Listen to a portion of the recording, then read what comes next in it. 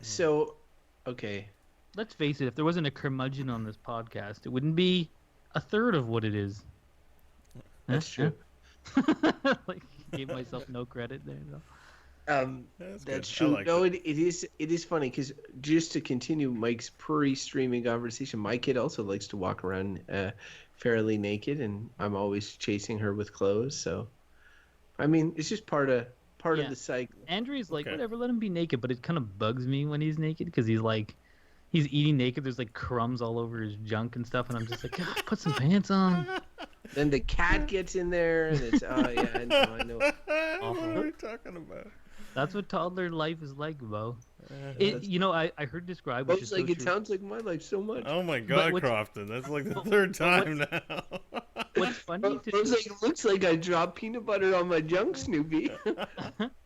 But think of it like this. I heard this described, and it's so true. Is that toddlers are just like your super drunk, like typical college frat boy roommate or something like that. So anything you can imagine your toddler doing, like I'm thinking of my son eating with his pants off and having crumbs all, and you just imagine a drunk teenager in college, like drunk and sitting with his pants off eating Doritos, and you're like, yep, it makes sense. It works. The analogy is sound. Yeah. Yeah, no, I definitely can relate. Although it's funny because seeing my kid and your kid today, it's like my kid is a girl, yours is a boy, but yours is far on the boy end of the boy spectrum, and mine is far on the girl end of the girl spectrum. Yeah.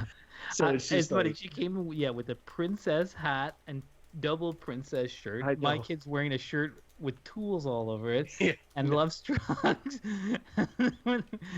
Yeah. Anyways, it's funny. okay. So we're good. Yeah, we're Yeah, good. Let's do I'm just a show. I'm tweeting it out. Tweeting Well, yeah, it.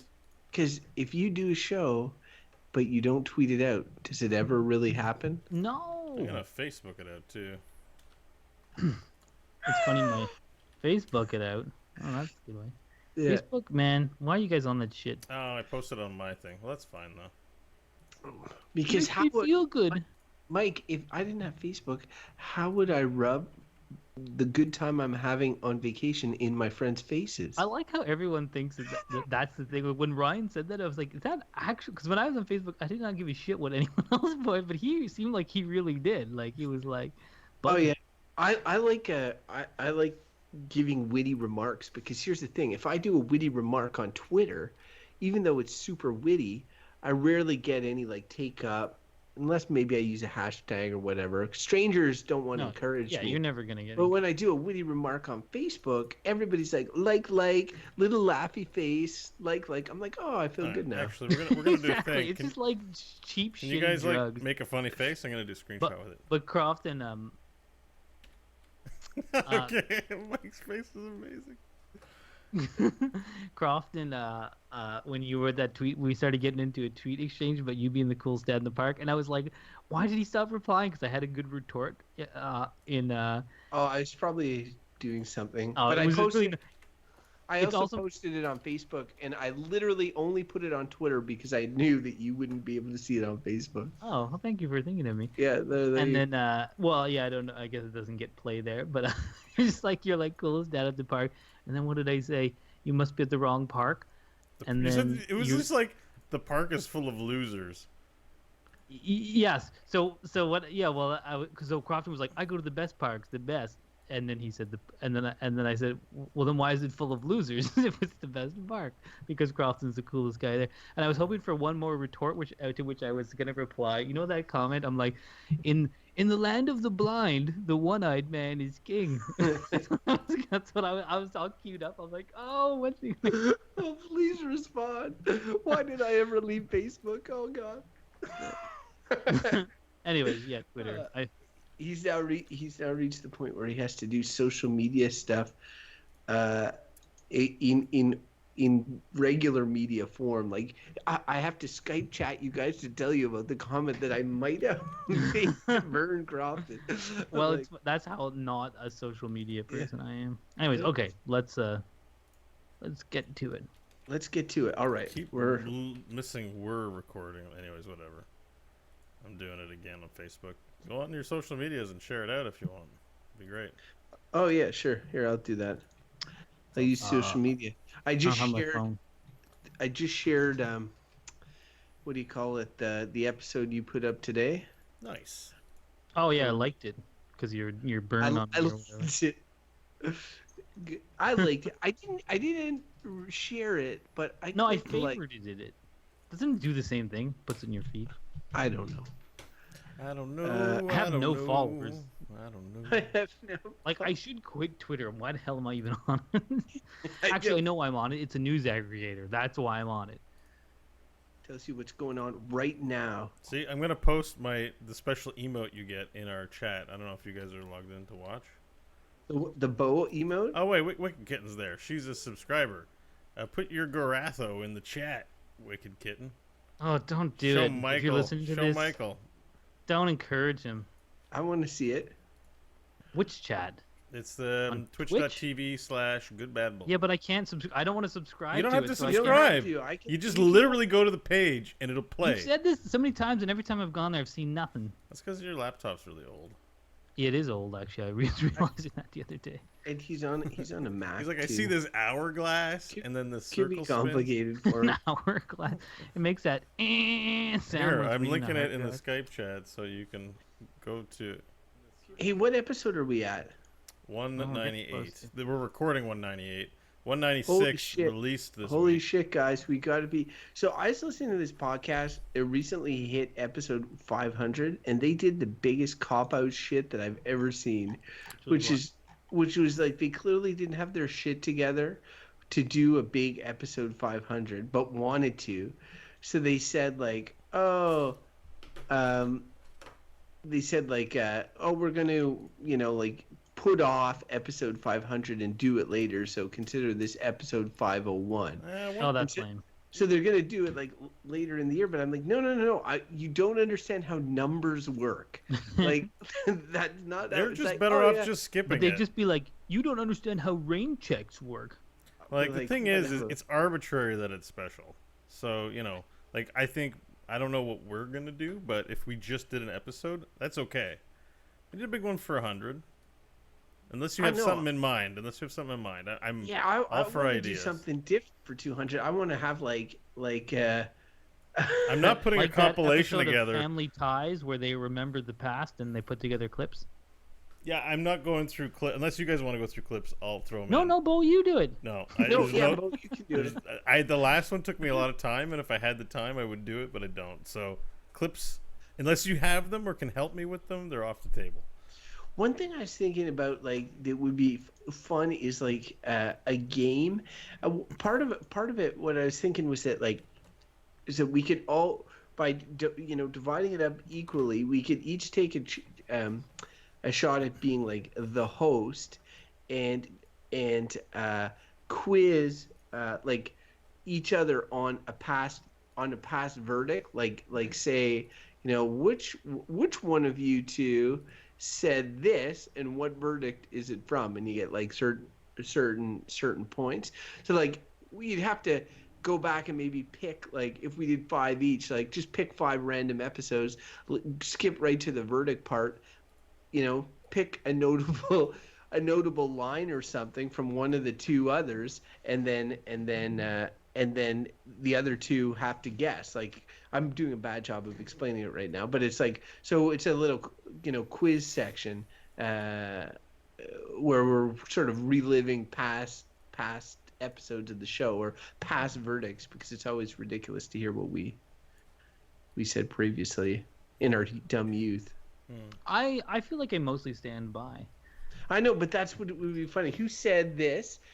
And then maybe it's something that would really be something Bo would say, and we're like, oh, that's got to be Bo, and I'm like, oh, it was. But Mike, actually, what was the topic? And then you would get bonus. Like, there'd be points. We'd have to have a point system. Like, What is sort of difficult about that, because I know myself well enough to know that, like, because this is, it's an opinion, you put your opinion in based on my mood, which, let's face it, is generally curmudgeon-y, but depending on my mood, I'll probably swing like bad or bullshit really good. but yeah, so it's like, and I won't remember. I'll be like, oh, I don't remember how I was feeling there, because There's a I lot of know, ways. but that's part of it. That's part of the fun. The fun is if you get it wrong. If you're like, oh, that's me, and it's episode 172 hunting. Like I mean, like that's boring. But if you can, if you don't know, or if you're like, oh, that's Bo. Oh no, it's you, Mike, and you said it for this, and then you'll probably throw in context. Oh yeah, I was talking about this and that. It's like a way to go back without necessarily having clips, and it's something that we can easily do because all you really have to do is listen to 5 random episodes verdict Yeah. sections, Yeah, pull yeah, out okay. I pull mean, out I'm a into that. line. I was gonna make the joke. Okay, Bo, I look forward to seeing it because I don't have time for this, so I don't know about that. We'll That's see. why it's a joke.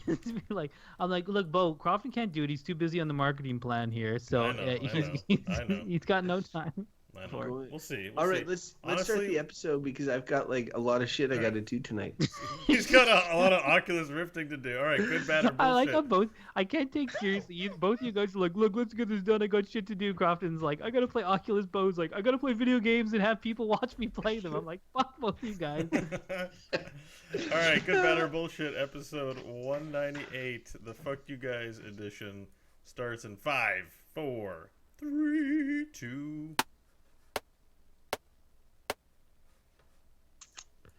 Hello and welcome to the Good, Bad, or Bullshit podcast. My name is Crofton Steers. I am your host with the most. I am the PlayStation 4 of this podcast, if you will. With me are my 2 co-hosts. As always, I'm talking about the TurboGrafx 16 of this podcast, Bo Schwartz. Bo, how are you? Man, I forget what all that does. I'm good, I think. I'm You're obsolete. very niche. I'm You're kinda, very I'm niche. kind of obsolete, but Yeah, I'm waiting for this, and it better Niche be and obsolete. sufficiently antiquated. And the original Game Boy of this podcast, Michael Hodgins. Michael, welcome. he's about to say, original Game Game Boy. Boy's pretty Alright. sweet. Mike, All right. it's only one color and it's not even backlit.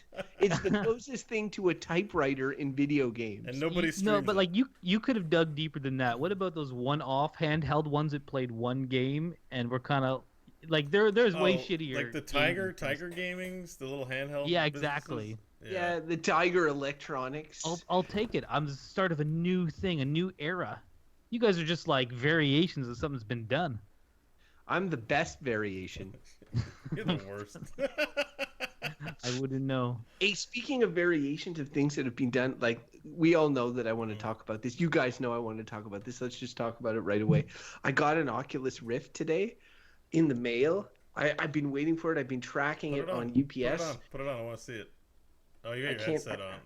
I can't put it on yet. I haven't even put it on. Look, the cables are still coiled and wrapped, and it came with these touch controllers or whatever. Anyway, I'm pretty stoked to play, and it's a testament to how much I love the listeners and you guys that I am doing this show as opposed to entering the virtual realm. And I just had to check what my verdict because we did a whole episode on virtual reality, and any guesses what my verdict was? I'm gonna say bad.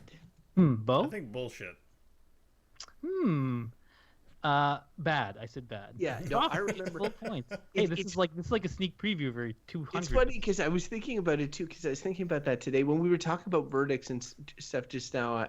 I had also thought about it, like because we've done a lot of sci-fi topics like artificial intelligence, in which I think I may have come down bad on, and so like it's all about like what is our worst dystopian vision of the future, and well, like and the angle. Yes, I agree. The angle you choose to take on it. yeah, and then the hive mind. We did another one. So when we get those ones, I always find it interesting because it's like it's all about. It's mostly about speculation. One thing I find really funny about the Oculus Rift, is that like at one point I would imagine like my this is going to take a morbid turn, but you're going to see where I'm going. My dad dies of Alzheimer's at a fairly young age, and there could be one day something that takes me away from my daughter at a younger age than I expect, and after the state funeral, she's going to want to like learn more about her dad. And so like she has all these podcasts that she can go through and she can learn all this stuff. I feel she'll get to this one and be like by the time she's listening to it, it would be like me celebrating getting a Walkman. Like if I was listening to a show, my dad's like, I just got the, I'll be able to run and listen to cassettes at the same time. It's crazy. And I'd be listening to that now, and I'm like, oh, Dad, you know so little about what the future brings. Here I'm like, I got my Oculus Rift version 1.0 with, look at all these cables connected to it. It's so crazy. It's And funny meanwhile, my as a daughter's probably like as a rolling her more eyes. darker turn, she'd be listening to these, and then she'd hear this one, and the tear would come into her eye as she would remember you pre Oculus Rift. This daddy was playing with her, running in the park, and then the 18 years that followed of you being quasi comatose in a room, looking around at things and looking like a crazy person. And she's like, I cursed that day. It took my father from me. It took my father from me. Now I change his bedpan every day. Well, it's funny because like whenever I think about this, I heard recently this anyways, it was like kind of like a radio show thing, and they were talking about inventions that people regretted. And it was so funny about so many of these things, and this is why I stand by my bad verdict on virtual reality and some of these other things. Is it like the person who invented television, and that's a pretty big thing to like transmit over the airwaves. That person regretted it entirely. I wished he'd never invented it. Really? Because he had this idea, like I think a lot of people do when they invent technology, that they think he's like, this is going to enable learning, and it's going to bring people up. And then after a few years, he saw that it was full of shit, and he was like, it was all garbage TV, and he was like, I wish I'd never invented it. Wait, And how long did he live for? Did he get to Jerry Springer age? I don't even think he needed to live that long, but the point is, he thought, and it makes me think of Bo and his hive mind, who's like, it's going to bring people together and empathy. I'm like, do you know what humanity's like? And all these inventions, same also, the Wright brothers who invented flying regretted it because they thought it was going to bring about this new era of humanity as transportation. And then almost as soon as it was invented, it was used in Turkey in a war, and people were throwing grenades on troops out of it. And they were like, God damn it, we invented this thing for good. But as soon as you invent something, some other asshole will take it and just make it evil, because that's what humanity kind of does. All right, so You can hear more about these morbid and dark thoughts on Mike's new show, Turning Fun Things Bad, with Mike Hodges. I thought that was interesting, but okay, yeah. let's move ahead. it is Really interesting. Yep. Everybody hates the world. It is interesting. You guys are like, new things are good. That's all. Well, I mean, come on, it's TV. It's ubiquitous. It's like it revolutionized the world. But I've stopped watching it entirely, and I feel like I had to wean myself off a terrible drug. And now when I think back to like daytime TV that I've watched in my life, I'd be like, what the hell was I thinking? But Netflix is still TV. Yeah, You're but I still hardly watching. watch that. I watch like once a week. I like how they have these exemptions that make things okay. I'm gonna No, go. I mean like virtual. whatever, and I shouldn't even really watch that. I could do Alright. something better with my time. All right, well, let's not get too hung up on TV, Crofton. Congratulations on your Oculus Rift. I'm Thank very you. happy for you. Thank you. I'm I not sure hope if you don't guys... wake to find your little child tearing the thing to pieces.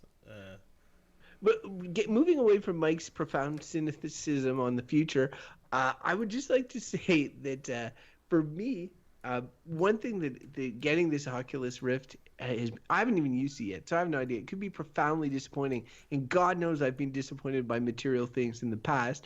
But I do have that Christmas morning feeling a little bit like this is something, something new. When I opened it, I was like, oh, this is pretty robust. Took it out. Like I'd put off getting it for a long time, so I built up anticipation. It's always fun to get these things. And then next time you'll talk to me, you'll be like, so Crofton, we missed last week. It's been 2 weeks since we did a show. How are you enjoying the Oculus? I'll be like, what? The what?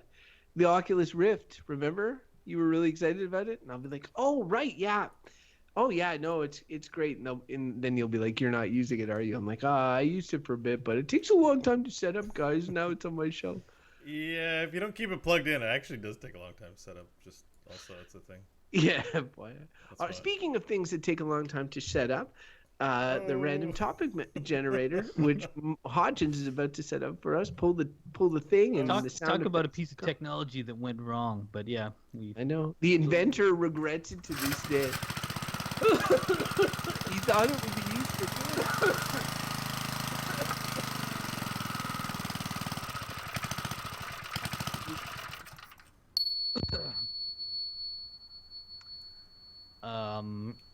the topic today is university. Have we not done this? I think we've done We've done the similar. education system. We've gotten But- this but far we- in the show, and we've never done university. We kept education very much on like the public school system. Like we kept it at like high school and like public education is a thing. I think we might have touched on university, but we did not delve into it. No, university. I don't believe we've done. We haven't done anything higher learning style. I mean, we can do a quick check. I can go to No, it's all right. I trust you guys. No, look, I here. feel it's going to be similar to the education system. For example, when we did the education system, Bo, spoilers for a very old episode, railed against it as evil beyond compare, definitely more evil than prostitution, and and I feel like adding a layer. Now we're talking about one specific part of the education system. I feel like he's going to be like, well, this specific layer, it's good. Well, it's No. it's different in the sense that one is like basically a universal. Like I mean, in most advanced countries, like you have to go to school. You have to have special exemption not to go to school. Remember there used to be. Well, I don't remember this, but I hear tell the truancy officer who would go around and round up children who weren't in school and put them in the school because it's public good to have people basically educated. But university, it's like it costs a lot of money. You don't have to do it. I mean, I guess that's part of our conversation. Is like you basically do these days, it seems. But costs you a lot of money. A lot of people go into huge debt over it. Blah blah blah. I think it's different, and I'm happy to talk about it. I'm excited to talk about it, even. okay. Okay. Yeah. Okay. Should I just have said Oculus Rift when it came up? You joke, but there'll be virtual universities, I'm sure. Here's the thing. So in Canada where we are, we're not in the same situation necessarily that people are in the States or in elsewhere in the world. And particularly, I grew up in Quebec, and that province is not even in the same situation that other provinces in Canada are, including Ontario. By which I mean the barrier of entry to university is much, much lower. There's subsidies, there's funding. Tax dollars go to helping folks go to university, and so because of that, like I would venture to say a very, very high percentage of people my age have at least a bachelor's degree from university.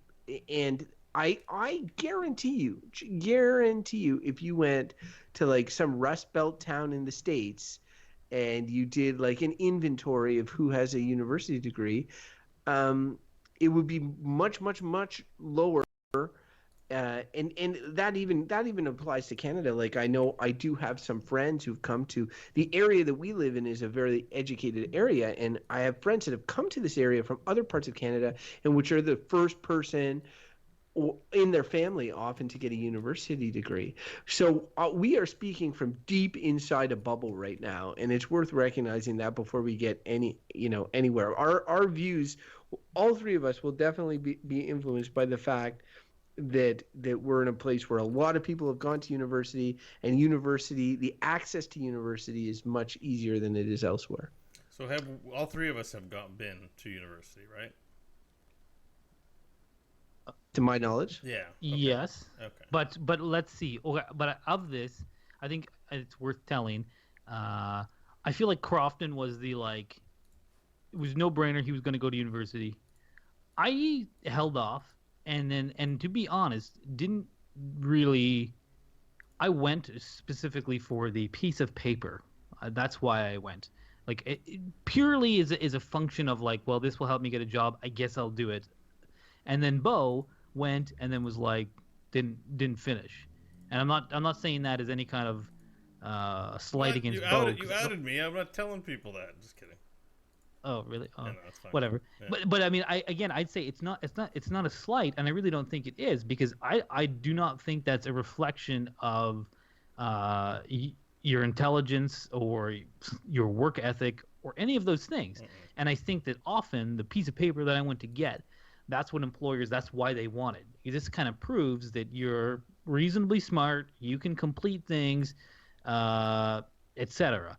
And there's lots of people who have all those traits and haven't gone to university or can't afford to go to university and all those reasons, and then can't get jobs because they don't have it. So it's interesting because I mean, and I think of a lot of the jobs I've done that required, and I use that word very loosely, university degree.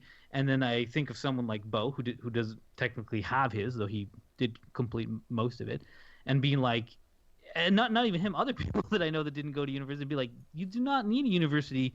There's nothing about university that is required to do this job. There is something that's required to do the job, and it might be like, uh, being having a work ethic, being reasonably intelligent, all those things I said, which are not necessarily the same as But university you're talking about certain degrees, obviously, not like medicine. or engineering. Yeah, Yeah. yeah. Right. You're talking about like arts and soft sciences and Oh, stuff but like that's that. but that's a huge like social sciences and Right. the Right. liberal arts are a huge swath of Oh, oh, university. oh, I'm not saying they're not. I'm just saying like they were we drew universities, so not just social sciences or arts. So we just in terms of like giving the full breadth of like before painting them with one brush, saying like there are there are different sections. And Bo did before I have some.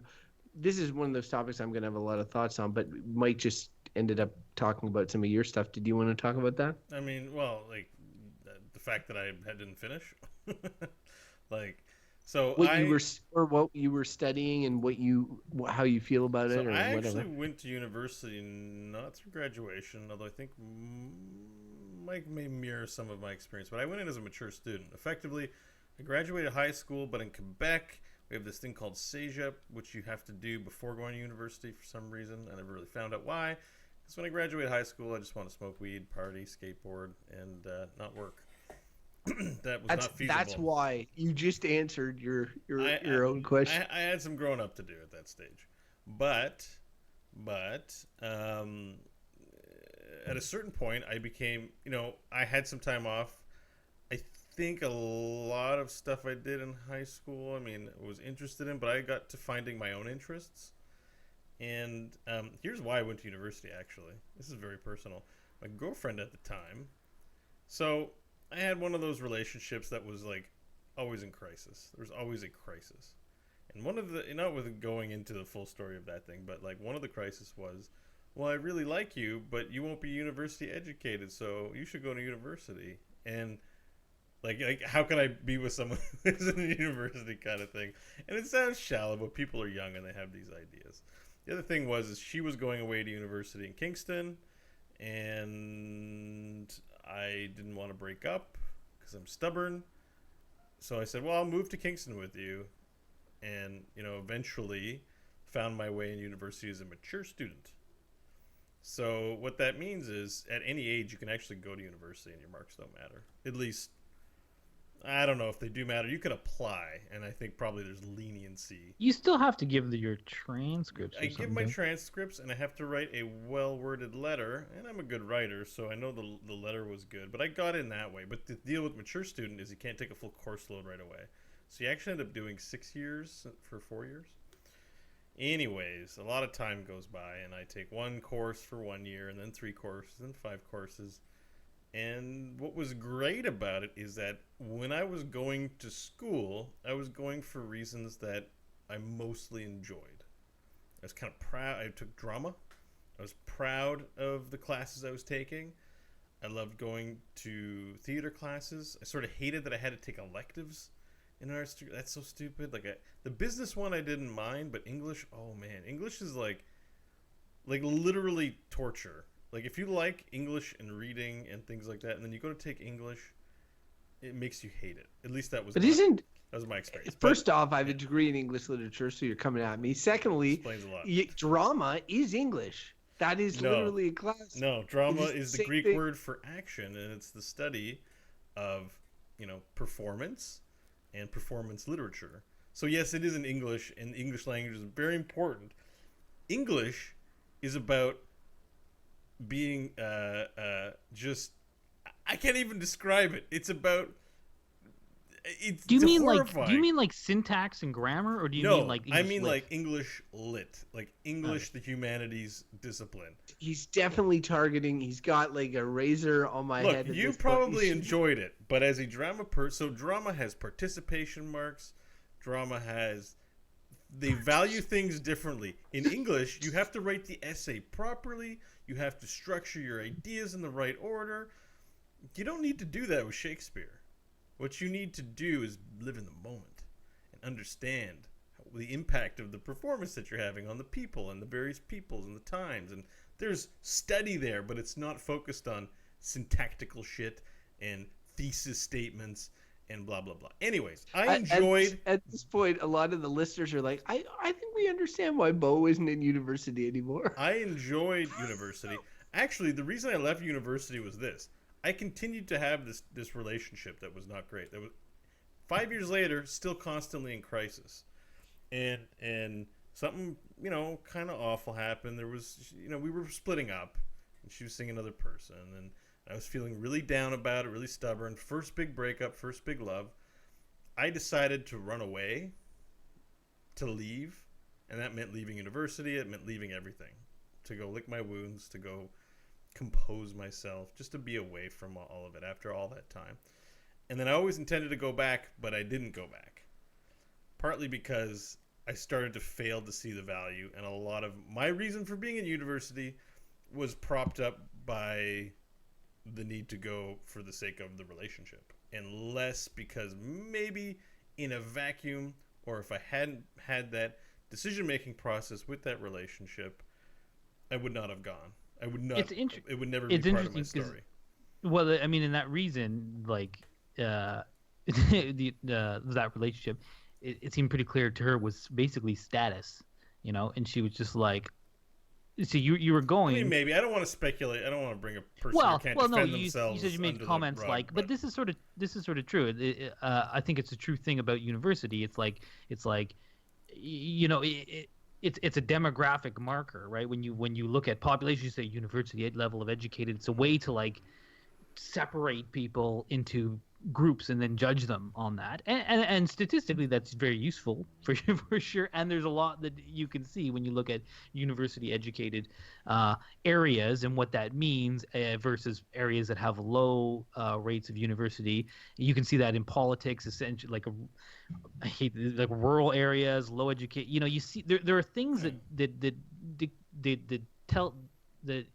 tell you about the areas where university degrees are prominent. But I just think about the whole status of like being like, do you feel embarrassed to tell someone like, oh, I've not been to university, especially if you're living in, say, like a cosmopolitan place in a well-educated city, urban centers, and it's considered a given that you have a university degree of some kind. It's more like, do you have a master's? What did you do post grad? And it's like the status around it is definitely a thing, not only in terms of like employers, but like circles you run in and whatnot. I mean, when some circles, I think it's like if you don't have an MBA, but yeah, you're not gonna jive in certain circles in work for sure. And I mean specific types of degrees, and I often think of this as a little bit. You use this term all the time, like pay to win. And when I think of certain university degrees, I like MBAs in particular. Universities are definitely pay to win. Universities are definitely pay to win. I mean, education. It's you pay the money, you get through. Because I think of all the university courses I've taken, and I can't hardly remember anything about them. I do remember enjoying all of them because I love learning, and I enjoyed most of my courses. Mm-hmm. And none of them had anything relevant to do with any job I've had. And it's just like, I had to pay the 20 G's or whatever it cost me to get through university, which is cheap in Canada compared to, the States and some other places, expensive compared to some European countries. I I pay the money, and now I have access to jobs I didn't have before. And I mean, But I would say again, like, and you've gone on a long time on this, but like, I would say that that's related to your personal experience, which is fine. My university education has led to, even though it's not the exact same topics in the classes, has led to my benefit in the working world, right? And I think that, well, while I don't disagree with the status thing, it's like, why is it that way? It's because it's a barometer of what your aspirations are. It's one of many. And so, like, if you come in and you say, like, are you planning on going to university? And somebody's like, no, there's this guy in high school that was like, I'm not going to university. I'm going to tour the world. The world is my university and all that sort of stuff. I remember him saying that. Well, the idea was that, like, he had aspirations and goals and that sort of thing. And universities, to me, are in many ways are just barometers for that. Doesn't mean that they don't have a certain pay to win mentality, but you guys both come from personal situations where you feel like you've been burned in some way or another by university. Like, one in Mike is saying, like, oh, it's not benefited me in any way, shape, or well, form. no, I I'm not just saying that has. It has definitely benefited me. It's given me a bunch of jobs. There's a clear Okay, like, benefit. benefited me in terms of practical use. Like,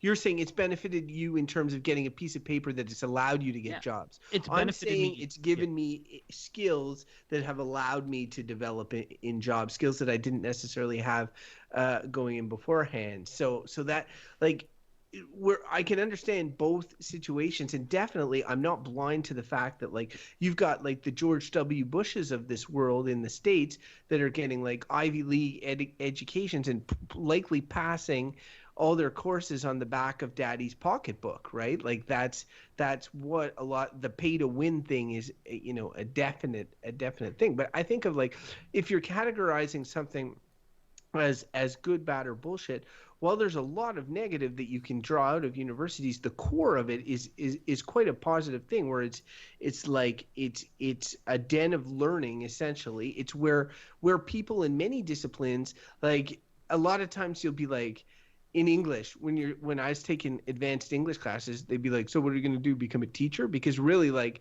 that's all, or a professor, that's all you can do with that. And the history professors that are often commenting on Donald Trump stories or whatever, like the Jill Troys from McGill, like, they're given sort of research grants and funding through the university to be sort of like protectors of this knowledge that may not be protected otherwise. So, like, these giant academic institutions, while imperfect, are sort of curating this information that comes obviously with risks, but I think that by and large it's more of a positive thing than a negative thing. I mean, yeah, it's hard to kind of like it's one of those things where it's like, when you take it as the whole, like you look at it, it's hard to not say anything but good when you just look at it. Like, higher learning adds to the it's the academy, it's adding to the cumulative knowledge of humanity through especially especially PhDs, where the whole aim is to sort of do new research, new work, and this kind of thing. And it's like, how can you say that's not nothing but good? And I mean, largely, like, I don't know where I'm going to land on this topic. Probably good, but I would largely say, though, that I'm not heading towards good. It's just I felt that I needed to steer the conversation towards some of it, because I feel like the points that you guys are making are extremely valid about some of the especially issues, not just with the undergrad, but the way that they're generated to essentially impoverish people to many degrees. Like, yeah. there's a lot of issues. Sorry, Mike. Go ahead. No. So I was gonna say, because, like, yeah, I think, knowing your point was well made. Again, take it on the whole, it's like, it seems good. It's so hard to say anything other. But when you start kind of like laundry listing specific things that are bad about it, and you just named one which actually wasn't going to include, which was impoverishing people, where often people are $100,000 in debt. And then they get a job, which these days pays less and less well, but still a requirement. Maybe you needed a master's, blah, blah, blah. It might take you 10, 20 years to pay down that debt. if you're also trying to buy a house and live a decent life, yada yada. That's one thing that's bad. Another thing that I think is a large kind of bad thing about it is it was a bit my experience and a bit from what I've heard from other people, but like rigidity in thought. And I mean, that's not 100% true, but in terms of like the way they groom students and about like the anal retentiveness of some of the way your work must be done. And I mean, some people would argue that that's it's about method and that there's value in that, but I think largely uh, oftentimes it just goes into if you happen to have a professor who's like OCD, it'll make your life miserable or things like that. I just find it can be very rigid in the way it's approached. Not a lot of room for creativity. I don't think of the academy as a creative place, even when some programs might bill themselves as such. And then my last other like laundry list thing that I think is a major downfall is that a lot of courses are essentially now basically dictated by corporate interests and employer interests. I mean, in Alberta, a province in our country, which is heavily dependent on the oil industry, there have been specific changes in the universities there to essentially just spit out the type of people that the oil industry wants to hire. And again, if you look at and when I said the overall good of university, because and I had some great professors who said things like university is not about learning specifics, university is about learning how to think, and I couldn't agree more. And I think like critical thought, the ability, the value of something like an English lit degree is something like deconstructing something, taking things apart, understanding, those are super valuable skills. Those are not the skills most companies are looking for, and universities are moving away from those types of things. And a lot of research, because I was even going to say like the hard sciences are also hard to crap on as a thing that university is clearly good for. But even that now, like universities are so dependent on funding that their research stuff is often just funded by like say pharmaceutical companies who want to go in this or that way. Here's $200 million. We're looking for stuff about how molecules work in this kind of way, and that can drive research for decades. And I think whereas in theory, the aim of the academy or this higher learning is supposed to be just learning for the sake of it, discovery for the sake of it, and it's not really that. And I think it markets itself a little bit like that, but if it ever was, it's not anymore. So there's none of that happening. I mean, there must be research of some use going on somewhere. Well, yes, there is. It's all useful stuff, but I'm always like critical when it's like when something like a pharmaceutical company is doing it. And I mean, lots of these things pharmaceutical companies are going to be doing are actually really useful and helpful. So I shouldn't just crap on them entirely. They're going to make breakthroughs. There's going to be good stuff. Again, taken as a whole, these things are still largely good. But there's a lot of you'll hear criticisms of universities like they're not doing fundamental work anymore. They're doing specific work, like in terms of science and hard science, that people aren't spending the time doing like really basic stuff that will lead to the development of other things. They're doing like focus on this, the way carbon bonds with this kind of thing, because this is something we think we can get at in this specific kind of drug, which is marketable in this way. I mean, corporate interests are driven by what can sell. And a lot of the technological drive is that way too. It's like it's not all about what's good or what we're learning. It's about what you're going to be able to sell. And ultimately, if you're an employer, you want to hire people to do the work, but the work you do needs to be saleable. So that's like it's just like it's a cycle that drives it. It's not just like you go there to learn and explore and blah blah blah. Well, I mean, it's the university serves a number of functions. Like, so one of the functions would be to educate people. I mean, you go there to learn things, and you go out in the world. And the difference from like occupational college or something is that it doesn't prep you for a specific job, as we've discussed.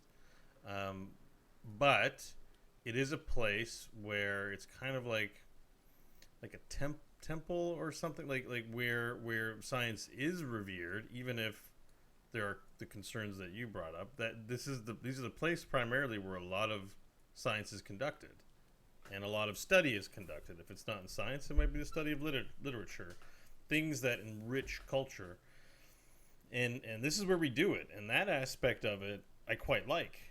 And I just think that, things become fashionable. Like, for a good little while, it's fashionable for white kids to dress up. Like, in hip hop clothing because that's the thing. But that clothing has meaning and it comes from a place perhaps, and it's like you're co-opting things that you don't come naturally to the culture that are there, and I think that the university is there to do that for us from a learning perspective.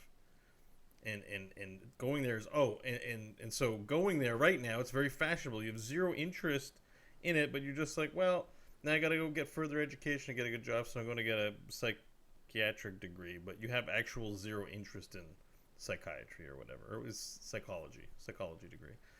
Like, there was a lot of people in my experience who were just taking things to take it because the thing to do was to go to university. It sort of supports Mike's point, but I think that has more to do with how we're preparing people for jobs. Like, that's why I railed against the education system. All my life I've been told from previous generations, we didn't get an education, and education solves problems, so go get an education. And I think this is a good thing from the previous generation of people to encourage us to. We want the things we never had. So like lots of people are getting it more educated. The problem is that alone doesn't solve shit. Like it's one of those easy things where people kind of just tell you if you're worried about something and they say, "Oh, you'll do fine." They're not really helping you and they're not really encouraging you. They're kind of saying fuck off basically. And I'm sorry to lay this at the feet of parents, but it's like kind of saying, "Is problem's too big for me? Just go and deal with it." And I think there's a lot of that with university, and university's a business. They're not going to say no to, just like everything else, growing for the sake of growing. So, I think the good in university is getting conflated with those things that you brought up, Mike. But I think that as an institution of learning, that's really important. And I would, I agree with that last part in terms of I think you looking at the different programs and what's there and looking at how outside influences Mike pointed out influence the overall when it comes to universities, be it companies or whatever. I think that's important, and we can't turn a blind eye to it. In a way, what it's doing is it's like affecting the sanctity of what would be a pure center of learning when you have these sort of outside influences. And one thing I think that is really the two things that I think are really important about university. One is that you have total choice. So you unlike high school or whatever, you choose what you want out of your university. And I mean that on two fronts. So one, you choose your courses, you choose your program, you choose a major or minor based on if you come in later in life, maybe it's based on life experience. In my case, it was based at what I had a knack for and an interest in. And so that's great. And then you can choose. Bo railed about electives, but the whole point of electives are just like they can be random courses of anything that you may have a passing interest in that you can use to sort of supplement your experience. The other thing is all the other alternative university experiences, like joining a club, joining the newspaper.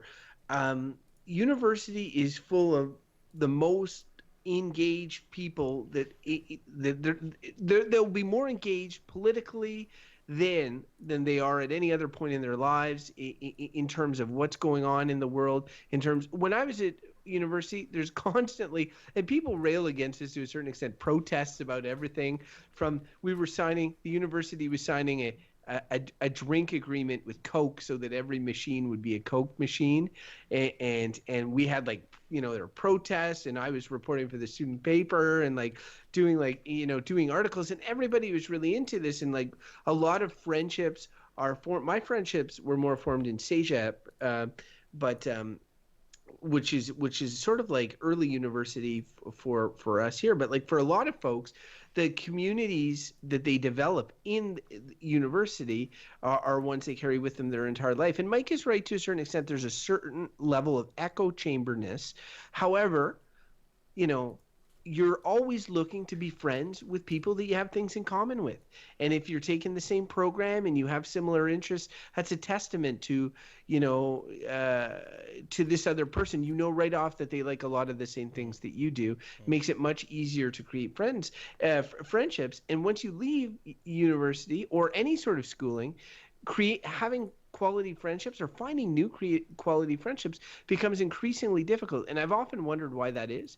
And one of the reasons I think one is you're getting older and you're much more protective of who you're going to let into your friend circle. But the other thing is it's just you're much more likely to meet and engage with communities of like-minded people, for better or for ill, in university than you are elsewhere. So I think that there's a lot of value there for an individual outside of the class, and you have a lot of control of that. Because one of my regrets is that at university, I just gave an anecdote of me reporting for the paper, but that was one thing that I did, but I lived off campus quite a bit. I'd already met my girlfriend at CEGEP, so we were living together. I don't have a ton of outside of class university experiences, and to a certain extent, the energy I put in is what I'm going to get out. I definitely chose some interesting classes, and I have some interesting memories of interesting professors. But in terms of other stuff, like campus stuff, I don't have as much, and I think that university reflects a lot of the energy that you put into it.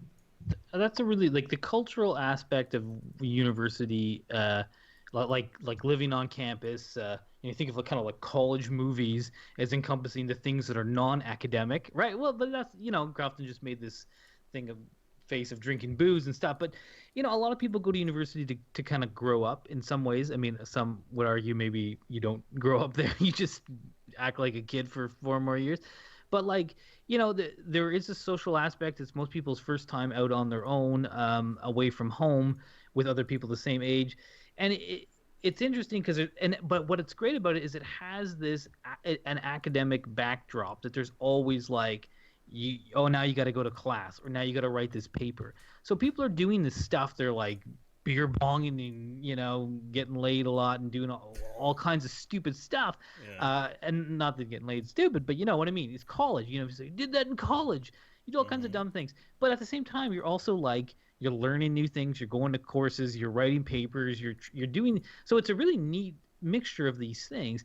And just when Crofton was talking about this is a gathering place, and it made me remember both my various college experiences and university experience. And I would echo Crofton, and I didn't take advantage enough of those types of things. I did a little bit, but thinking of it as like, now, if anyone's listening to this show, you know that I am not so keen on the social media as a kind of like gathering place of community, and thinking about things like Facebook or whatever.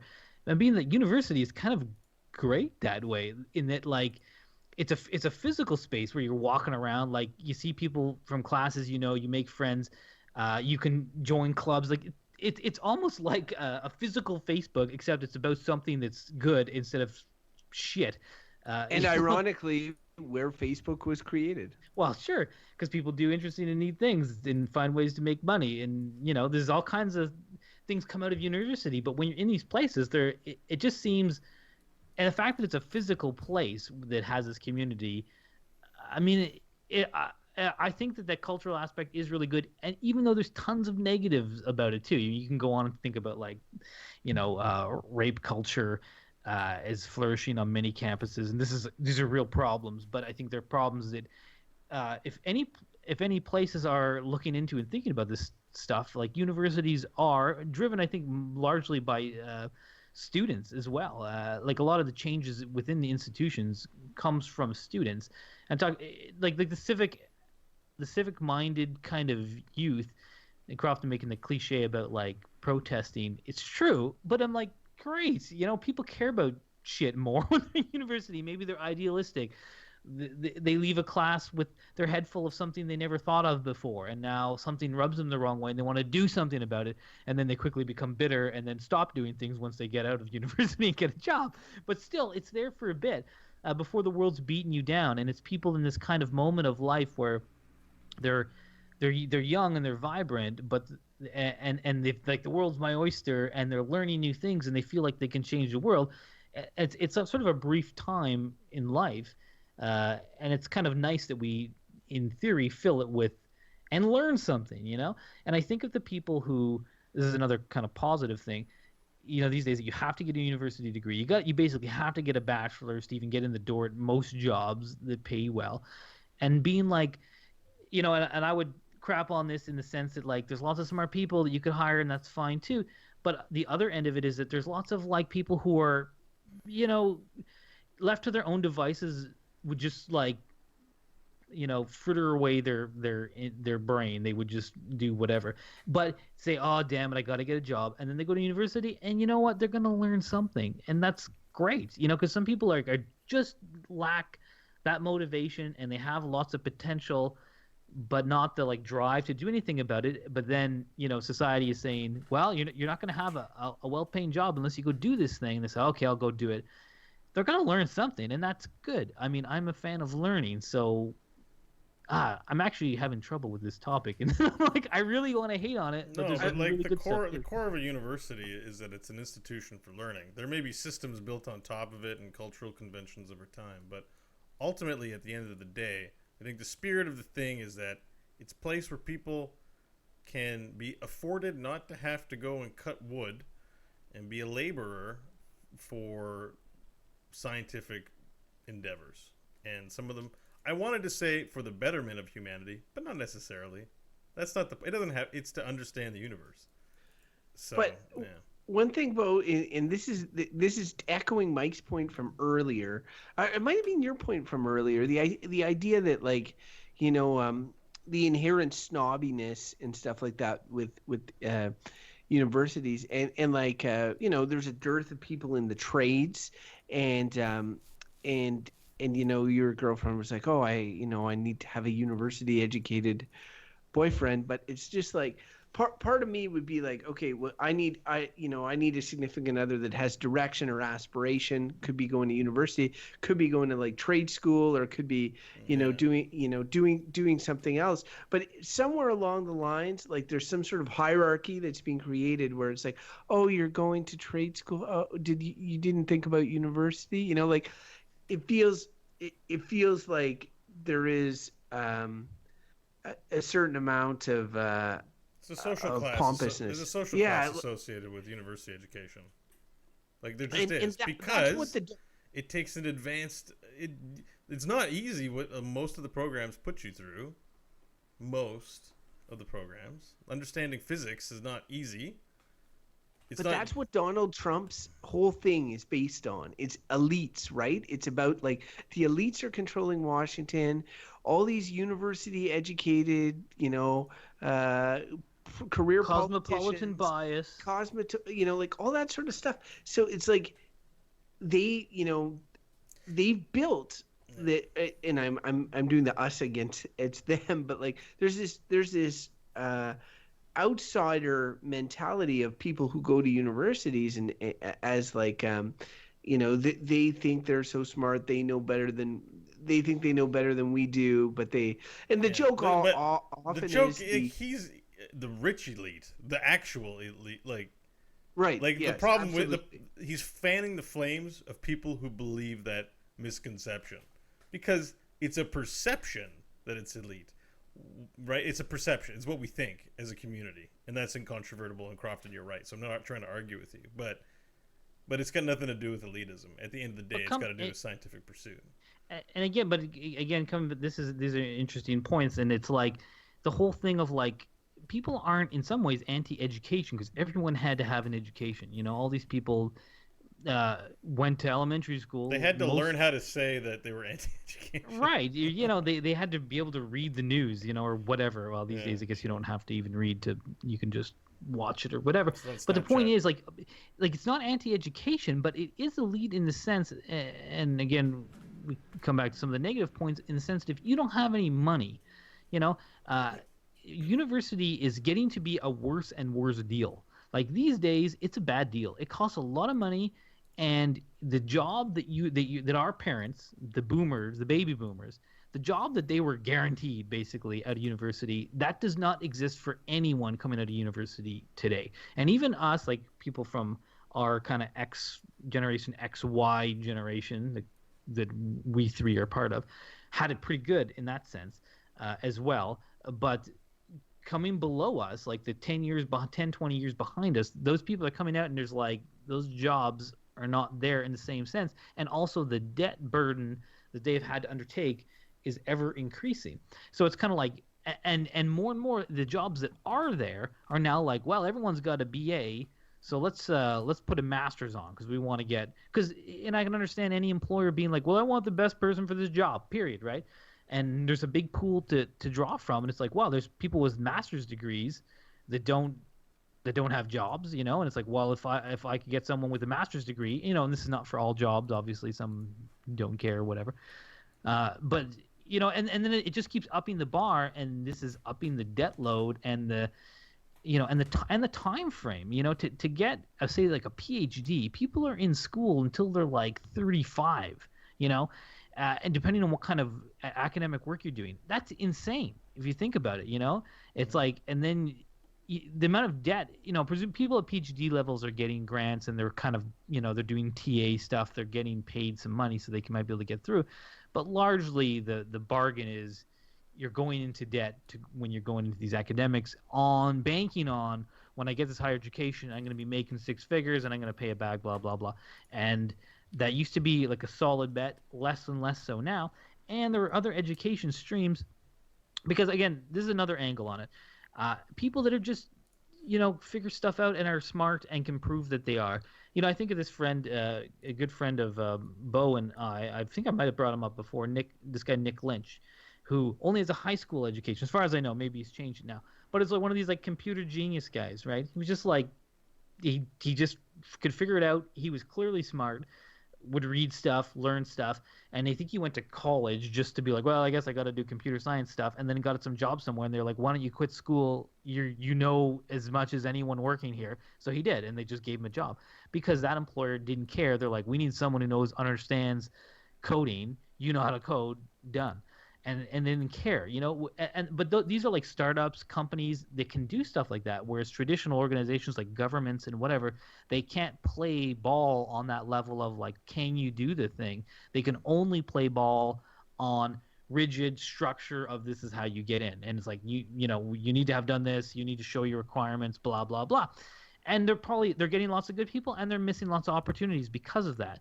And the places and startups who don't care what you've done, but like, you know, and I guess you have to do the thing. You have to show somewhere that you can do it. You have to either build a piece of software or write an amazing book that people, you know, give you credit, and you can just jump into, say, journalism that way. You know, that's harder to do, and you need to have the smarts to do that too. And to add to the bubble that I mentioned earlier around here, we're a government town. Like most of the jobs, professional level jobs, are somehow related to the government, and they have, as Mike said, that really rigid hiring process where they look for university degrees.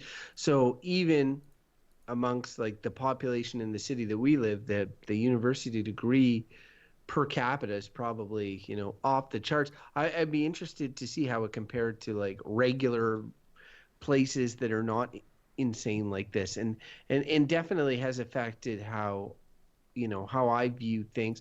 I think that, you know, we do the show based on our experiences, and that's all we can do. But sometimes I feel when we draw a topic like this, where like all my friends are either university educated, have been to university, you know, and I think to myself, like, if I grew up in a different community, in a different area where a university is a dream that I aspire to and that I could never hope to get to because of how much money that it costs and the loans that I would have to incur, it also serves as a tool for maintaining, you know, the status quo. And here again, because of government subsidies, especially in Quebec and all that sort of stuff, it's easier for most people to get in, but that's not the case everywhere, right? So it's tough. It's tough because university, I think, is a positive thing, but there's a lot of BS wrapped around it. So, well, also, I think like one thing that you have to kind of crap on for universities too is like the fact that they're slow to change. I mean, this is something that's going to need to happen soon, especially as I'm reading this book right now about the era in which we're in, which everything is exploding. Tech stuff is going exponential growth is coming in computing power and all this stuff. Everything is changing. And one of the major criticisms it gives is sort of saying that like what everyone's going to need to have is sort of like on-demand learning uh, and the ability to learn new tasks and new skills all the time. I mean, we're living in the era where we look at like technology 10 years ago that's like seems so hilariously obsolete, right? But if you go back to like say the 1980s and look back 10 years and be like 1970s, is the stuff you're using there really that different? So things are changing very quickly, and the ability to adapt is huge. And universities are slow. You know, you go to university, it's like 4 years, you're taking these courses, your electives, and that's all great. And I really do think it is good to have a broad knowledge set or whatever.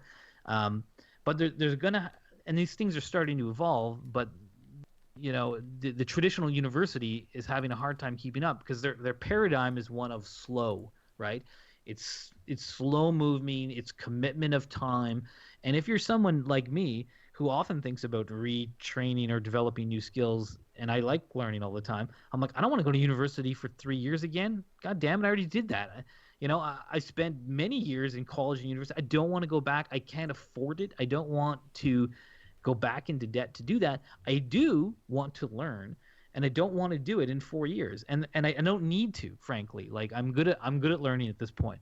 But until employers start recognizing these alternative types of learning, which are coming up, there's a lot of online platforms that are giving kind of and this is even technical skills like programming, engineering stuff that you can get in like 3 months. You can get sort of certified, or you can attain the knowledge and start working in this stuff. And this is exciting, but it's not the realm of university yet. And either they're going to like get on board or they're going to miss the boat. But yeah, so like they need to be speeding up too because everything else is.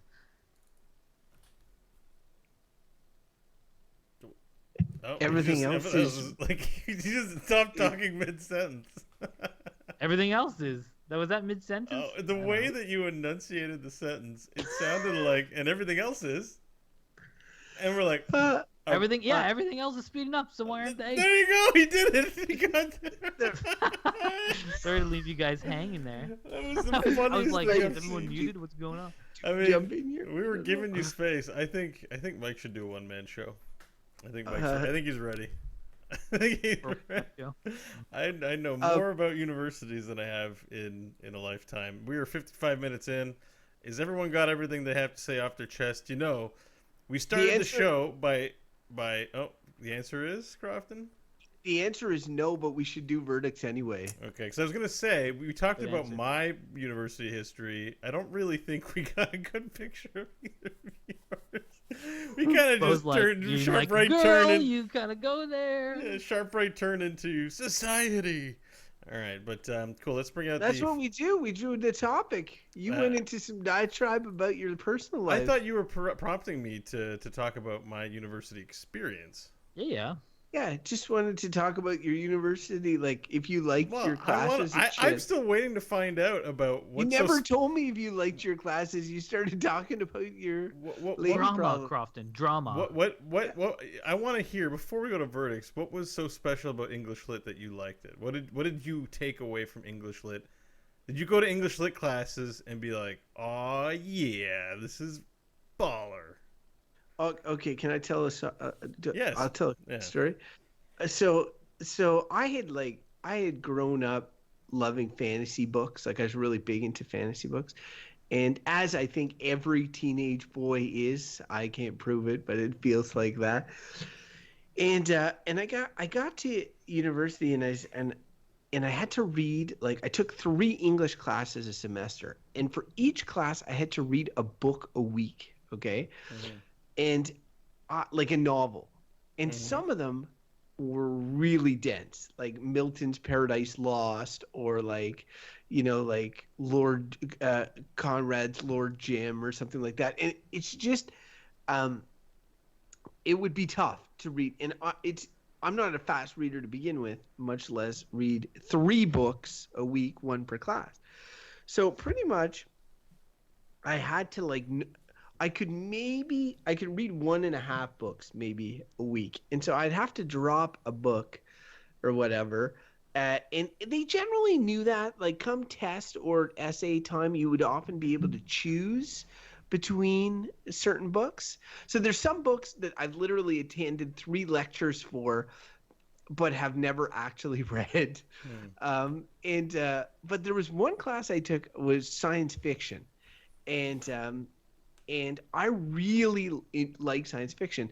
I liked it to the point that like I changed but like I stopped reading fantasy books in my free time. I just read science fiction books, and it also screwed with my system because I wanted to read every single book in that class every week.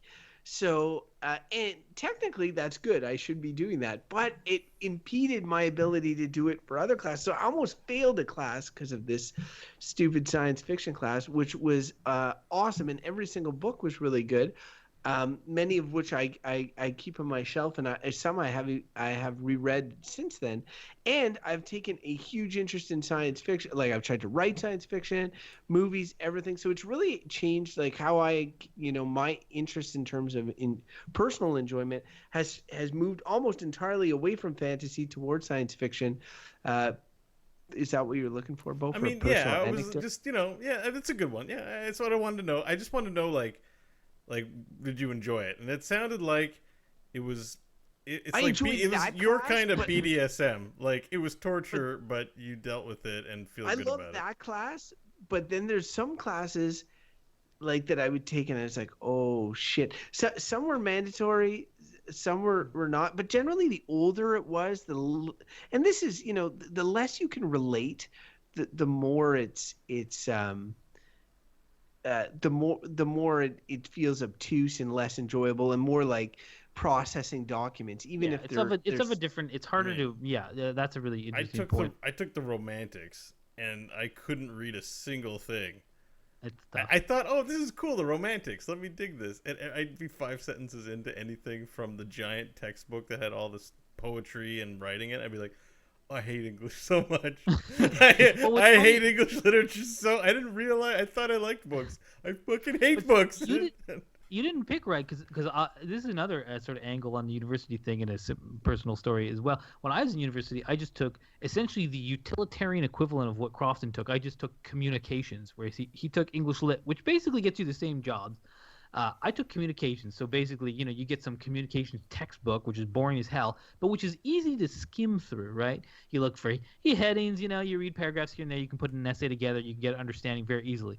But then, as an elective, I took the science fiction class and loved. I read every book and it was all great, and I enjoyed it thoroughly because my other classes were just boring nuts and bolts communication bullshit, which I could Right. just skim. So like because I totally could sympathize with Crofton, and I'm sure a slower reader even than him, and I could not. I don't think I could physically do an English lit a degree based on what he's saying. I could not read even one book a week probably. But see, Yeah. the one thing too is that we're putting all this undergrad shit in one bucket, but like there's different level courses, right? So the 200 level courses were what are known often as survey courses. So English Lit Survey 1 and Survey 2, they covered huge swaths of time periods, and often were like you had to take them as part of the program. And then there's like 300 level courses, which were more specific and you could sort of select. And then there were 400 level courses, which were instead of being like 500 people in an auditorium, were like 30 people in a room. One I did was American autobiography, for instance, where we read a bunch of like autobiographies or books of autobiographical type natures, and then we had to write our own autobiography, like a shorter version of it. God, I hope mine is never found. That one was such a presumptuous piece of shit. But anyway, it's but it's cool that concept of like it wasn't like there's some sort of outside of the box doing different things. It wasn't all like essays and exams and stuff, although there was plenty of those as well.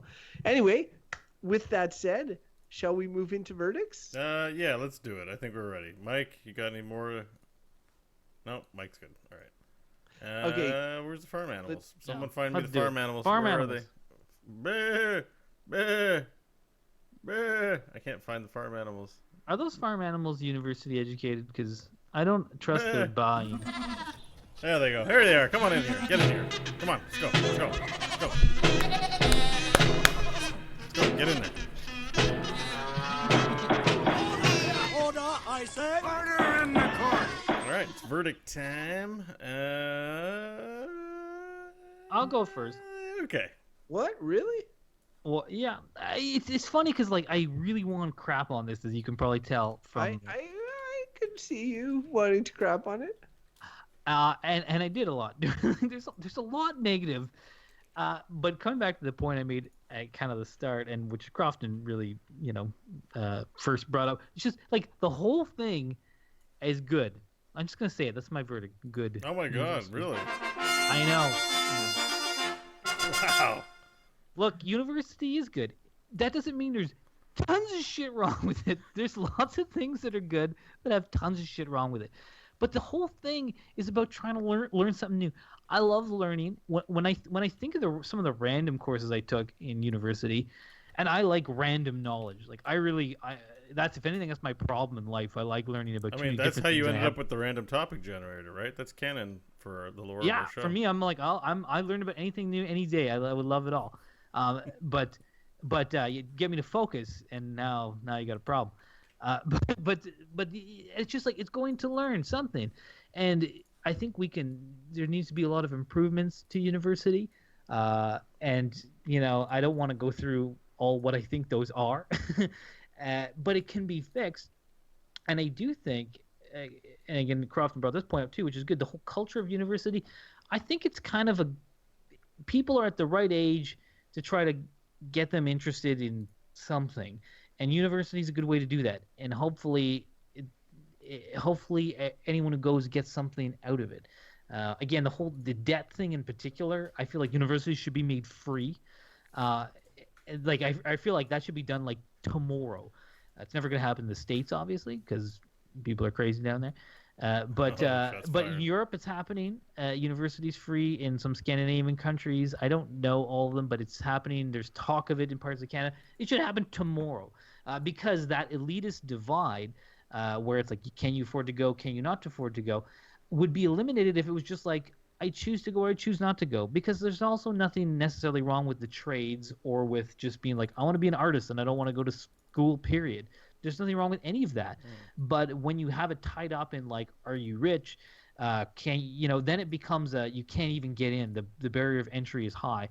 If that barrier of entry gets eliminated and people are just allowed to go if they can, that's going to be good. But university is good. It needs to be improved. A lot of the problems with it need to be removed. We can't get into all those, but yeah, overall, it's good to learn stuff. It's good to try to, open up your mind. Good. Double good. Yeah. I'll go just next. To remind everyone that he said good. And also, I'll go next. And also, I'm really nervous about Bo, so I'll just get in there because I echo 100% of what Mike was saying. And this is it. He actually helped me out with his verdict there because I think I was in the same spot where like on a very principled basis, I think universities are good, but I think that they got a bunch of. That's a trigger word. I think they got a bunch of crap associated with them, and especially stuff like the finances and the fact that it is a maintenance of the status quo, and it's led to an us versus them mentality, which is or contributed to an us versus them mentality in the States, which is now reached sort of a fever pitch. I think of with university, there's been a couple of horrific shootings in the States and here in Canada. And in one case, it was at the Polytechnic in Montreal, and a bunch of young women were were gunned down by like essentially an insane misogynist, and like he couldn't bear them learning essentially. And this is the thing, universities, Mike says, they don't move particularly quickly, and it hasn't always been an even divide, and there probably was rules that prohibited certain, be it races or genders, from entering at certain points in history. But right now it's at a point where everybody should be welcome in all universities. Unfortunately, the pocketbook is still the big blocker. But that is aside, I think it is a reach towards getting better, and it's one that we control, and that you choose what your experience at university is going to be. Is it going to be in a certain field that you're good at? Is it in a certain field that you have an interest at? Is it going to be in a field that you feel will be a challenge for you? Is it are you going to join clubs? Are you going to meet people? Are you going to put on a play? Are you going to join a protest? Like, all these opportunities are there, and so many great things, be they inventions or just people, have come out of sort of the university system, that I have to say that by and large, despite all the problems, of which there are many and continue to be many, I have to say universities are good. We need more sound effects on the show, so I'm doubling Sounded down. like an echo chamber in here of university-educated people. Let's see how. Don't throw any more fuel on than you need to. All right, I get to go last on a verdict, and that's great. It's about university. So I loved my university experience. I mean, overall, I wish I hadn't have given up on it when I did, in my little personal story at the Open. I think a lot of what Mike says is true. I think that there's a lot of horse crap associated with it, and it's turned into this business of higher learning. And that's definitely not what I went there for or what I got out of it. I'm the kind of person that doesn't really live on a solid plan or solid stability things anyways. So, excuse me. I didn't really go there with those things in mind, but I saw a lot of people who did. But I liked that, and it's more comment on their public education system than on university, but it opened my eyes to the fact that you could go to school, you could go somewhere at 8 in the morning, be done at 4, and do things, learn about things you're passionate about, and spend time being involved in things you are interested in pursuing. That option's out there for you. So yes, physics won't get you a job, but if you're passionate about finding out the mysteries of the universe, let me tell you, there's a school for you. You should drop out of that high school, just get you straight to university. Start learning the things that just matter to you sooner. It's crazy. But if it doesn't matter to you, then you shouldn't need to go. Our community and our country, our communities and our countries should not make it just like this blanket, yep, it's a higher level of education, blah, blah, blah. Really, all education should model itself after university, which is, what are you interested in? You want to learn this stuff? Great. And if you go to school and you're not interested in it, just go work. Just go work. Because there are people, who they're destined, I hate to say it, but because of the way that they live their lives, maybe they are destined to be janitors and to be these jobs in the world that we tend to look down on because of the very low barrier to entry. Can you move your arms around? Here's a mop to put in your hand. Move it around the mop and clean the floor. All right? Now, I don't look down on people who do that work. I've done that work myself. But there are people who are passionate about things, willing to put effort in things. And university, I think at its core, is an institution to pursue scientific knowledge and to pursue other types of learning that are not necessarily scientific, but that are beneficial to our communities. And I think that part is great. So I'm going to go ahead and throw a good in the university column. Came through. I had a good experience. Blown. I did not expect. I'll get What's- on you, Bo. I mean, Man, I love Neil deGrasse Tyson. I like science. This- I wouldn't do it, but I love science. I love people who Yeah. love science, and they come I like largely how from universities. earlier I was like trying to get it out of him. I'm like, so did you like? What did you like at university? And Bo goes into this giant story of whatever, and then he starts his verdict with, "I really liked all my classes in university. They were really fun." I'm like, well, what the fuck's sake? I asked that earlier.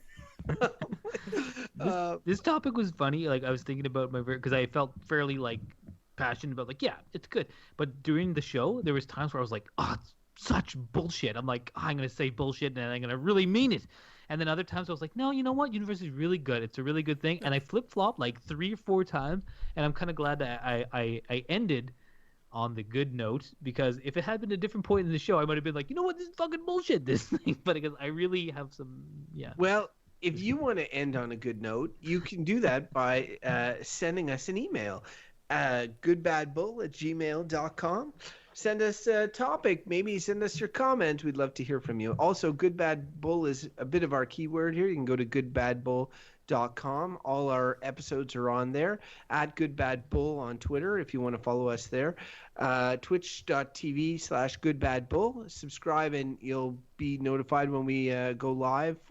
We generally record on a Thursday evening, and you'll get to know and be able to join. There's a chat room, even though we are the worst at engaging with them because we want to have a great conversation. But you can still be in there and get the episode alive as it unfurls. And our Patreons, we love them. They give us money, which allows us to do this and makes it all possible, and we really appreciate them. You can be a Patreon, patreon.com/goodbadbull. Any little bit of support. The show will always be free, but we really appreciate it.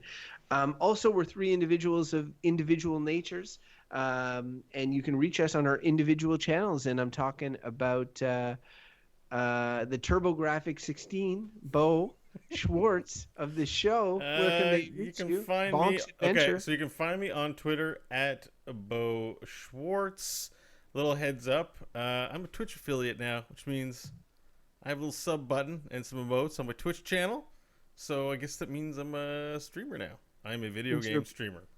You can go to twitch.tv/Gorath, but it's spelled G0R4TH. The last time I promoted on the show, I got ridiculed kind of a lot. So hopefully, you guys are going to be cool this time. The last thing I want to say is I know there's some people who come listen to the show and they know I do core. And we have a developer interview next Tuesday. That's August 8th. So be sure to tune in live. We're talking to the hero designer who created Garrosh Hellscream. We're really excited. It's a 3rd developer interview that we're doing. So tune in live, twitch.tv/frogpants. I want to say 7 p.m. Eastern. And if not, catch it on next week's episode at heroesforyou.com. There, that was all the plugging I did. I had lots to do this week. Will this episode be out for them to be able to catch it live? It'll on the 8th. On the 8th, we're interviewing Jade Martin. That's a gentleman's name. Oh, sweet. So speaking of gentlemen, Mike, if they want to follow you, where can our listeners do so? I'm kind of on Twitter at ML Hodgins. But Bo, I wanted to ask you a question. When are you gonna have me as a guest on Core? Because it's I never would like to tell you happen, guys. I'm sorry to say. I think that would be pretty funny, actually. You guys know like nothing about the game. Like that's less why than nothing. Particular. You would be insulting. Yes, you wouldn't probably. be like, I don't know nothing, but I love video games. You'd be like, streaming stupid. Put a toilet underneath you and just play games all day. Is this being streamed right now? I hate streaming. God. Hey, yeah, but I could. If they should ask anyone, it's me because I've played the game one time before.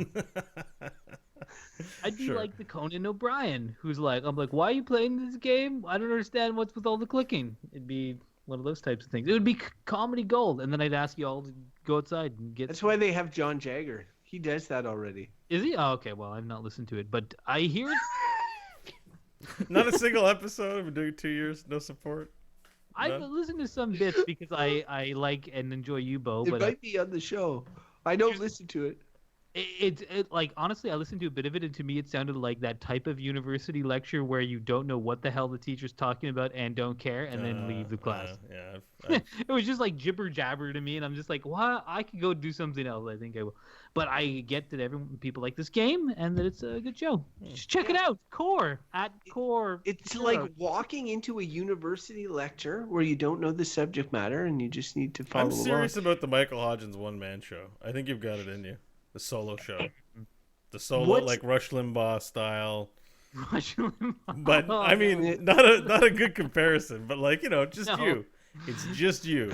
And You're like listener loud, calls. blow hard that everyone hates. I'm like, oh. Well, you're not like that. Sorry, I know it's a bad example, but I just thought of the first I solo enjoy show it. guy. Like, Hey, what's your the biggest bird class you ever took as an elective? it's a Do you remember? bird class. Oh, that's a useless class. A bird class is like, you take it, you've got to have a 5-course load and you have an elective, so you take some classes, you're like, this is going to be a sweet, easy pass. Going to bump up my GPA and all that sort of stuff. In university, like Yeah. if I think of CEGEP, I can think of a few, but university, I'm like, I don't know. They're so- all kind of interesting. I Yeah. took 2 that both burned me. One I took called The Art of Listening, which I thought for sure bird class. Listening, I But- can nail that. I like that I'm it's like, called a bird I'm a class. good listener, but it turns out it was about Turns out you're listening. not. Turns out you're a terrible listener. It was about listening to classical music. It turns out that you had to identify classical music from certain time periods and stuff by listening to it. Not good at that. The other one was The World of Chemistry, which incidentally, I know you hear it and you're like, oh, that sounds like it'd be tough because it's got chemistry in it. But it was really like how chemistry is in the everyday world. And one of the 3 lecturers had his own radio show. And it was super interesting. It was a super interesting course, but I almost failed, and it brought down my entire GPA. So yeah, in both cases, bird courses didn't work. Those things do happen. I wonder if a bird course about actually birds, like a. That'd be really funny. Are you taking the bird? I'm sure that's where it came from. If you Googled it, I bet you it's like A bird watching course. Yeah, it was like. I told you guys my thing about bird watching and it being basically Pokemon for real life. Yeah. I think we talked about this last episode. It for sure is. Yeah, I might have talked about it on the show.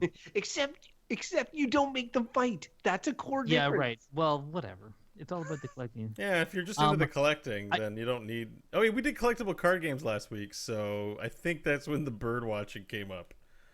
I actually was looking at this chat here on the Twitch. Someone who was it that said they didn't like watermelon or watermelon's no good? What the hell is up with that? Oh, Come on, I can't watermelon believe not good. There's a It's good. By the only way, best fruit I'm sure ever. we'll find a place to end the show, so this won't go on the thing. The chat What? room has been incredible. You guys have been amazing today, getting your conversation. going. Watermelon is delicious. It is true. Someone said they didn't watermelon's no scroll- good. I'm Was it scrolling cloud? Ban them, Bo. No, I think it's our mod actually. Oh. Anyways, It was a whoever said safe that- word for the BDSM we were talking about. I'm trying to find who said the watermelon. Wicked So, Kitten. Did you get BDSM we were watermelon? talking about? Wicked Kitten says I wasn't getting any watermelon. And then Clown Baby said, Clown Baby 123, good. It's a horrible food. Oh, But- Oh, Clown I'm sorry, Baby. Clown I knew it Baby. was you. All We had right. such a good run. I think name a better fruit. I defy you. Clown So- Baby. Trick question. Guys, I know you know I've I timed like you very out, Clown much. Baby, for the watermelon. I spend a lot of time here, and obviously with you in the RL, as we call. I don't even know if this is the RL. Maybe it's like some sort of between real life and virtual life. I'm not even sure. But we all know I have an Oculus Rift waiting to be set up on my desk, with little sensors and stuff. So I'm gonna. got I'm little Bye gonna bye, sensors. Crofton. bid you adieu. right. If I never see you again, I just want you to know we had a good run. Almost hit 200. It was good. Like, I've always hated this goddamn world, and now I can finally escape it by shooting something in the head in virtual reality. Robo Rally. All right. All right. I'll Well, let you- yeah, I'll let you gents go too. Bye, live stream. Thanks for watching. Thanks, peace out. guys. Yeah, thank you. Uh, Eat some watermelon to do you good. maybe a quick 60-minute stream like we did yesterday. All right. Talk to you later.